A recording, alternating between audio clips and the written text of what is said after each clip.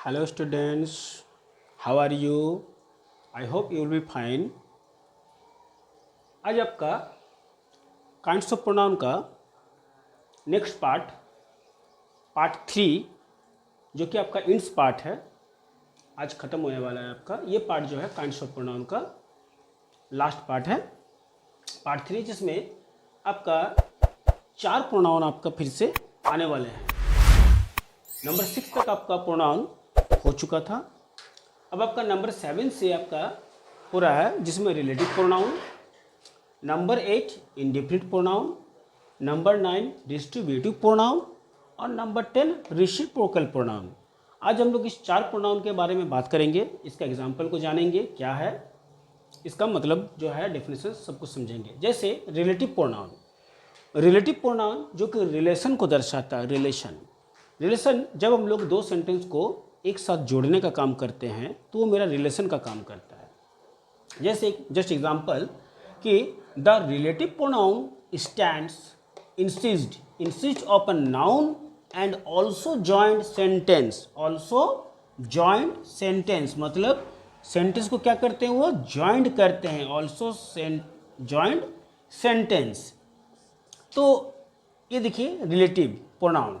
अब यहाँ पर relative pronoun is stand insist of a noun and also joint sentence. जैसे एग्जांपल हम लोग लेते हैं कि the lady who is pink sari is my mother.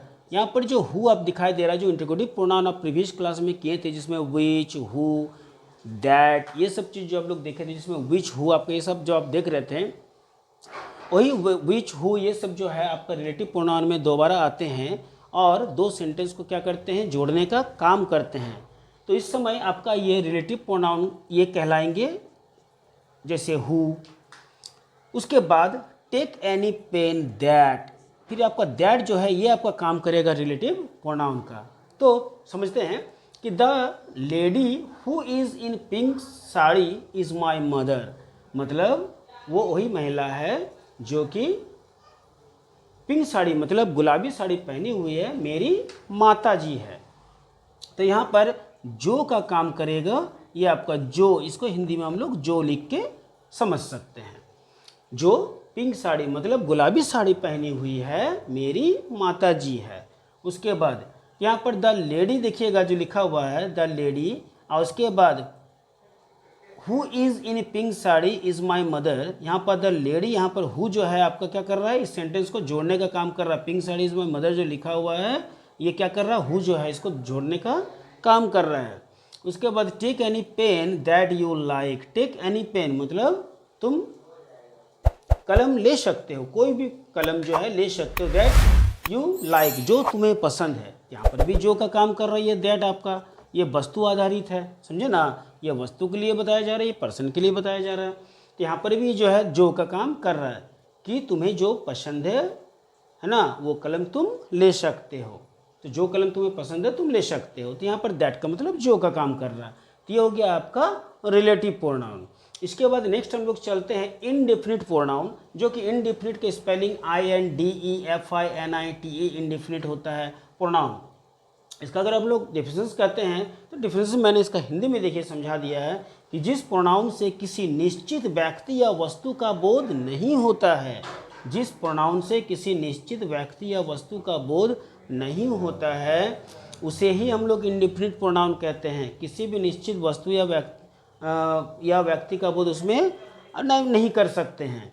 जैसे ऑल आर जेंटल, यहाँ पर देखिए जैसे बहुत सारे यहाँ पर व्यक्ति होंगे, सबके बारे में बताया जा रहा है, या तो बहुत सारे कोई एनिमल होंगे जिसके बारे में बताया जा रहा है, या तो बहुत सारा कोई वस्तु होंगे जिसके बारे में बताया जा रहा है कि ऑल आर जेंटल। तो यहाँ पर हम लोग मान के चलिए जेंटल से तो हमको लग रहा है कि जरूर किसी एनिमल के बारे में या तो किसी पर्सन के बारे में बात किया जा रहा है। तो ऑल आर जेंटल मतलब क्या बोल रहे हैं कि सभी जो हैं, सभी इसमें क्या है, तो जेंटल मीन्स नेक होता है, तो सभी को इसमें क्या है, नेक है, माने भद्र हैं। जेंटल का मतलब होता है अच्छे हैं।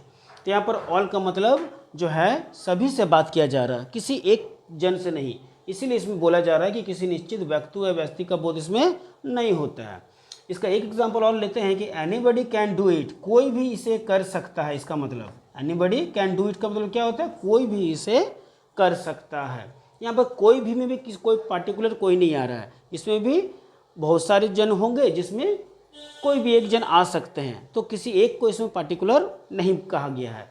तो इस तरह का जो आपके पास ऑल, एनीबडी, समबडी, नॉन और भी आते हैं, तो जिसमें से 2 एग्जांपल मैंने दिया है ऑल और एनीबडी से, इसमें नॉन, समबडी, सम बहुत कुछ आते हैं। तो 2 एग्जांपल आपको समझने के लिए दिया गया है, आई होप आपको इसमें समझ में आया होगा। नेक्स्ट आपका नंबर 9 जो है वो डिस्ट्रीब्यूट प्रोनाउन है। डिस्ट्रीब्यूट प्रोनाउन जिसका स्पेलिंग होता है DISTRIBUTIVE, डिस्ट्रीब्यूट, DISTRIBUTIVE, डिस्ट्रीब्यूट। आप भी इस स्पेलिंग को 2-3 बार रिपीट कर लीजिएगा, डिस्ट्रीब्यूट प्रोनाउन। डिस्ट्रीब्यूट प्रोनाउन का बात करें तो डिस्ट्रीब्यूट प्रोनाउन में देखिएगा आपके पास each of the boys is laborious. इसमें देखिएगा एक यूनिक चीज़ क्या है कि इसमें ईच जो होता है आपका, ईच, आइदर, ये जानते हैं, ये आपका शो करते हैं किसको, सिंगुलर को शो करते हैं, लेकिन लिखने का तरीका पुलर जैसा होता है। देखिए मैंने यहाँ पर बॉयज़ लिखा लेकिन इज लिख दिया, यहाँ पर देखिए पेन्स लिखा लेकिन यहाँ पर आपको विल जो हो तो दोनों के लिए शो करता है। देखिए 2 पेन्स, तो यहाँ पर जैसे each of the boys is laborious, मतलब प्रत्येक लड़का क्या है इसमें मेहनती है। और either of the 2 pens will do, मतलब क्या है, इसमें से कोई भी कलम जो है वो जिससे काम चल सकता है।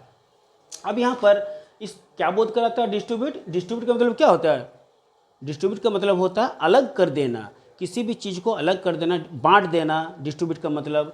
तो वही बांट देना इसमें से जो है वही डिस्ट्रीब्यूट प्रोनाउन करता है, अलग करना पसंद अनुसार, किसी भी पसंद से जो आपको पसंद है उसको आप उसमें से अपना साइड कर सकते हैं, वही हो गया डिस्ट्रीब्यूट प्रोनाउन। जिसमें ईच ऑफ द बॉयज़ लिखा हुआ है कि each of the boys is laborious, कि सभी जो है ना, प्रत्येक, जिसको हम लोग कहते हैं कि प्रत्येक लड़का मेहनती है, तो किसी को भी उसमें से हम उठा के अपना काम करवा सकते हैं। Either of 2 pens will do, इसमें बोला जा रहा है कि 2 कलम है, 2 कलम में से कोई भी कलम लेकर हम काम कर सकते हैं, तो ये हो गया either of the 2 pens will do.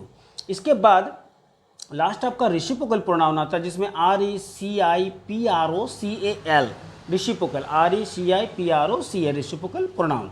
ये क्या करता है, इसमें आपका जब 2 जन के बीच में हम लोग बात करते हैं, 2 जन का, तो उसमें हम लोग ईच अदर लगाते हैं। देखिए ईच अदर, लेकिन अगर 2 से ज़्यादा के बीच में बात हो जाए, जैसे 4 ब्रदर देखिए लिखा हुआ, तो हम लोग उस समय 1 अनदर लगाते हैं। तो यहाँ पर देखिए जैसे Ram and Sita live each other, मतलब राम और सीता दोनों एक साथ क्या करते हैं, रहते हैं। लेकिन अगर दूसरा वाला हम लोग एग्जाम्पल देखें तो the 4 brothers love one another, मतलब चारों भाइयों क्या करते हैं, एक दूसरे से प्रेम भाव करते हैं, माने प्रेम करते हैं। तो यहाँ पर देखिए 4 जन के बीच में बात हो रहा है, तो अगर हम क्या बोले कि अगर 2 जन के बीच में बात करते हैं तो हम लोग ईच अदर का उसमें हम लोग वर्ड को सेट कर सकते हैं। लेकिन अगर हम लोग देख रहे हैं कि एक से अधिक जन के बीच में हम लोग बात कर रहे हैं, उस समय हम लोग क्या करते हैं, वन अनदर का यूज़ करते हैं। वन अनदर जो आप देख रहे हैं वर्ड, इसका यूज़ करते हैं, इसको कहते हैं हम लोग रेसिप्रोकल प्रोनाउन। तो आई होप जो है आपको ये क्लास जो है आपको समझ में आया होगा, पार्ट 3 जो कि आपका काइंड्स ऑफ प्रोनाउन का लास्ट पार्ट था। तो अगर आपको किस तरह का कोई प्रॉब्लम अगर है तो आप ज़रूर कमेंट करें, बताएं किस जगह में प्रॉब्लम है, आपको प्रॉब्लम को सुधार किया जाएगा। वीडियो पसंद आए तो ज़रूर लाइक करिए, शेयर करिए, और क्लास जो है बिना स्किप किए देखा करिए, बिना स्किप किए देखिएगा, तभी क्लास आपको पूरी तरह से समझ में आएंगे। तो बढ़िया से क्लास को समझें, कुछ प्रॉब्लम्स अगर होती है तो पूछें। तो आई होप क्लास आपको बढ़िया से समझ में आ गया होगा। Take care and careful, bye.